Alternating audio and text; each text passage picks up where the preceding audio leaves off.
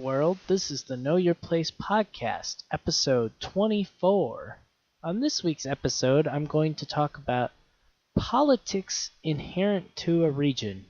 And the main places I'm going to hit on are Louisiana, Chicago, and Milwaukee, but I'll sort of discuss the issue more. Stay tuned.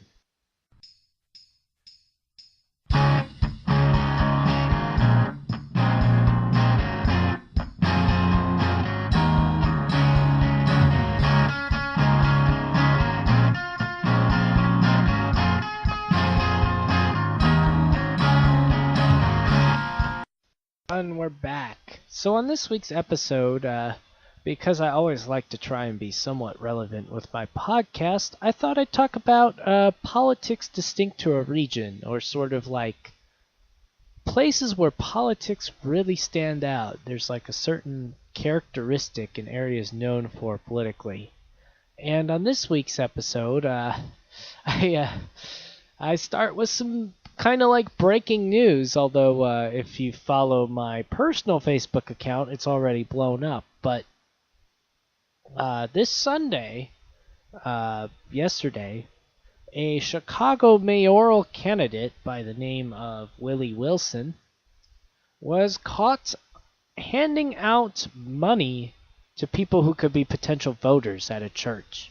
Now, that is highly illegal. In case anyone doesn't know, you can't actually buy votes. You can't be seen in a manner that would look like you are buying votes. You know, usually people are a little more subtle than that, you know, if they're going to manipulate the electorate. So why talk about this? Well, actually, it's not very surprising. I know a lot of people who say this is how things happen in Chicago, right? And it's something that's very distinct to Chicago. Well, corruption isn't distinct to Chicago, but it's legendary. It's very legendary that you can't get anything done without influencing the right group of people, and this group of people will be this blatant in doing things. So, and we don't have to just look at this particular incident where he was out, you know, handing out money and claiming it was a charity, and he was giving charity for people for their mortgages, even though they were only receiving $150 personally. We can look not that long ago. I don't know how many people remember. I'm sure a lot of people do remember, but you know, after Barack Obama was elected president in 2008, Rod Blagojevich, the governor of Illinois at the time, who had lots of ties back to Chicago, he was accused by the feds of trying to sell the nomination for Obama's seat to the highest bidder. And he was, of course, caught on tape saying something like that. Now, this is you know, it's how things are done there. They don't care how brazen they look, and sometimes they get arrested and sometimes they don't, I guess. But you know, it's kind of interesting. What do the people do there? You know, because I know lots of people who live around there who are fed up with that culture. You know, at least they claim to be. And you know, Illinois recently voted a Republican governor in, right? But now this person who did this buying votes appears to have been a Republican and was at a church event where the Republican governor was speaking. So apparently both Democrats and Republicans in Chicago are perfectly okay with this type of behavior. And so I meet a lot of people who say, oh yeah, we got to clean up the corruption in Chicago. And yet they still seem to vote for very corrupt individuals. You know, when Rahm Emanuel was elected mayor, although some people say he, you know, is certainly a departure from the Daley era, you know, he has also been scandalized too, with sort of people say he's taking kickbacks from different groups to sort of shut down schools, and he's, you know, got some kind of anti-union money he's receiving, which I don't know if it's true or not. I don't really study that much into it, but you know, there's a lot of people who I don't understand. If they claim that they want something different, they seem to still vote for these characters. and it seems very much part of the culture, you know. Um, so yeah, that's Illinois politics, and then there's also this weird thing. I watched the movie The Blues Brothers, and they had this scene where there was these Illinois Nazis, and I thought that was kind of like a joke or something. But recently, I can't remember his name, and it's probably just as well that I don't. The in one of the congressional districts, that is heavily Democratic. It probably won't go Republican. The Republican nominee is a outright Nazi. That's right. He is publicly a Nazi, does not care about the backlash, openly admits so. Yeah. So those are the two crazy strains in Illinois politics. You have extremely corrupt people who will just go and buy votes, who will do all kinds of crazy maneuvering, and then you have outright Nazis. So yeah, that's the fun times of the area. Pretty wild. Another area I wanted to talk about that had a very distinct, that has a very distinct culture, in my opinion, in regards to politics, is Louisiana. Of course, we've sort of forgotten about it since the Katrina days, but it was on full display then.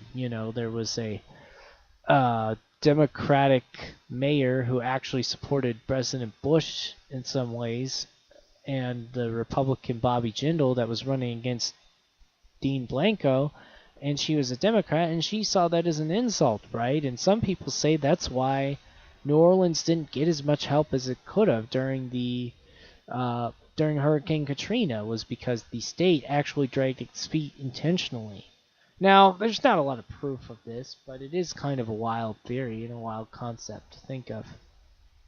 So, yeah, there's quite the... and, of course, this corruption goes back a long ways. During the Huey P. Long era, he was classic for going out there and railing against the rich and who's ever in charge, while himself amassing quite a large amount of power in state government and sort of shutting down all of his opponents. And some people there still love Huey P. Long and still say that his way is the only way anything gets done and any kind of progression happens, and if you don't like it, well, you're just a sourpuss or something, or, he used the law. Nothing he did was actually illegal, and I don't know. I don't know where I come down in some of these characters. I personally, I guess, wouldn't want to be their opponents. I'll put it that way. I wouldn't want to be the person that gets railed against on the news and ends up, on the wrong end of these kind of politics. Yeah, so, and when we look at that in contrast to where I'm from in Milwaukee, and there's been corruption charges of people in Milwaukee too. I'm not trying to imply there hasn't been, but they're so known for their progressive activists. People who openly declared themselves socialist mayors who come in and try and just root out everything and change everything and don't have entrenched politics. And in some ways, that's also crazy, right? You don't know exactly what's going to happen when they take over. They may come in and just kick out some people who aren't necessarily doing that much wrong, but aren't, following the laws in the way that they think they should be interpreted. And, Milwaukee's also had, back in the day, Wisconsin had the famous progressive Fighting Bob LaFollette, who won the state's electoral votes in a presidential election. And that says to me that they're definitely they have a legacy of progressivism, including also the Republican Party being founded there originally on a anti-slavery platform. So those are very distinct geographies of politics. They're not ones that are sort of, yes, while these things can happen anywhere, they're not ones that they're just very distinct to these places. And that's sort of part of how you understand the people, and I think it's important. If we look at sort of worldwide examples, well, the United States is considered kind of conservative, right? You have places like Germany, which are considered sort of the grand coalition kind of government, right? They don't argue any, and now that's coming under pressure. That stereotype is changing with what's happened with the migrant crisis. Or you look at somewhere like Sweden and Norway, and they're known for their government things that their wide-ranging welfare, and people say that that's like a sign of socialism. Some people say it's not socialism actually, but regardless of what you want to call it, they're known for having this large amount of welfare that they give out to people, and you can't remove the place without the politics. A lot of people wish you could be quiet about it, not talk about it, but it's there, it's inherent.